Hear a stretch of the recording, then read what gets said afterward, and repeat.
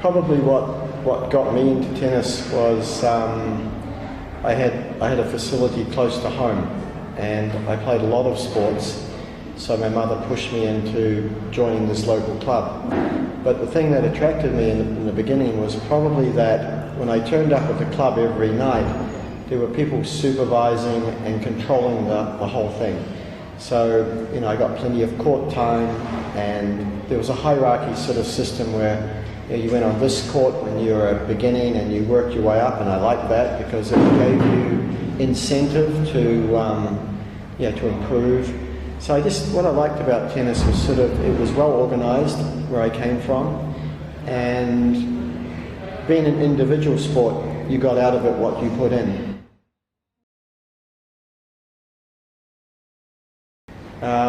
That's the big topic, really, that mental training is probably 90%, but people train it 10 to 15% because it's the most difficult thing to train, and it's a very difficult subject. So I was at a conference in New Zealand a few years back, and there were people representing all the different sports, and we had an expert there, and one of the questions he asked of everyone in the room was, how important was mental training to your sport?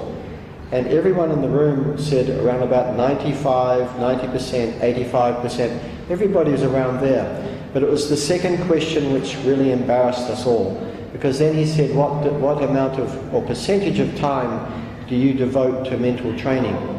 And to be honest, it never got past 15%, 10%. So here's something which is 90% important, but actually we train at 10% of the time. So that opened my eyes a lot at that stage. I would say now I have got it to about 60% mental in everything I do on the court now, which makes a big difference, because when they go to play matches, that's the guts of what they have to do. So to answer your question, it's very important. It's hard to put into training, but coaches have to find a way to do that.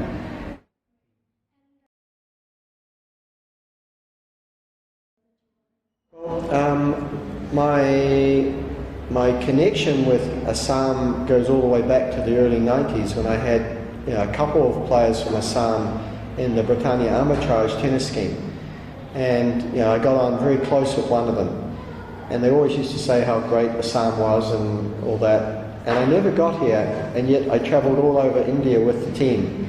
We travelled everywhere, but we never got here. So years and years go by, and I coached another player from here, a third player who I got very close to.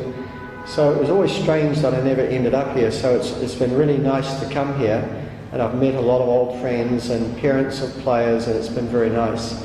The players that I've had, and I've said this repeatedly to people, are extremely coachable, and I think it's got a lot to do with what's gone on before I've come, the coaching, but also maybe the attitude and the culture here. Players are really open, much more than a lot of places I've ever been, so it means they're very coachable here.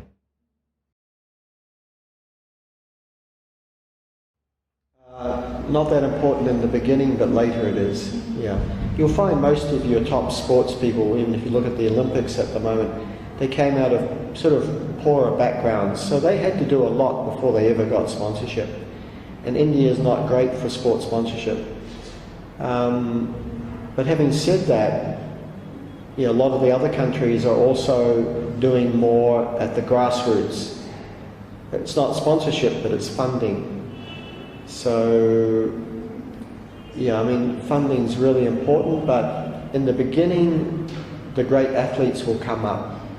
But then they have to be taken and then help with travel, help with coaching, all those things.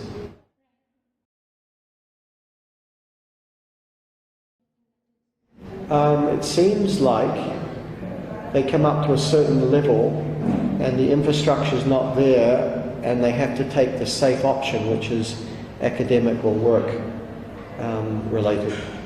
It seems like we would need up here to develop more infrastructure so that there was pathways when you became good, played well nationally, there was the next step. But you know, even throughout India, most of the good players strike the same problem and they gravitate to Delhi. So a lot of the good players are all in Delhi, but few of them actually come from Delhi. So, but I think what the association's looking to do here is to perhaps create a bit of a hub that keeps players coming through and then has a pathway for them.